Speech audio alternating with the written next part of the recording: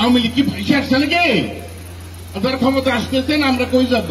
আর আইসে দেখা যদি আইতেই পারেন, এইখানে দাঁড়িয়ে প্রতিজ্ঞা করতেছি আর কোনদিন সিংহারে ফিরে আসবো না।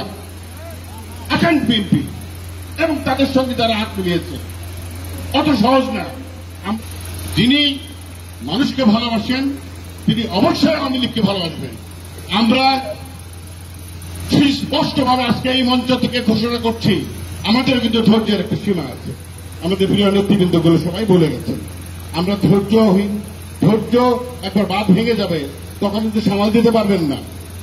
ওই যে বিএনপি নেতৃবৃন্দ বলেন পালাবার পথ খুঁজে পাবে না। আরে শুনের বাচ্চারা, তোর বাপে তো বেটা আগে আছে পাকিস্তানের দালাল ছিল, আমার কথা বলে পালাবার পথ তোরা মানি। আমার নেত্রী তোদেরকে কোনো কিছু বলে না বলে তোর বেচার মিথ্যা কথা বলে, আমেরিকায় এ করেছে ও করেছে, কিচ্ছু না। আর প্রত্যেক এমবেসিতে গিয়ে গিয়ে পাওয়া ধরে যে আমাদের ক্ষমতায় বসান, তার মানে কি ভিক্ষা করে আনবা? নেতাই নাই গিয়ে দলে। ওই মির্জা ফখরুল ইসলাম আলমগীর তো পেইড, তারেক রহমান পয়সা দেয়, উনি দল চালায়।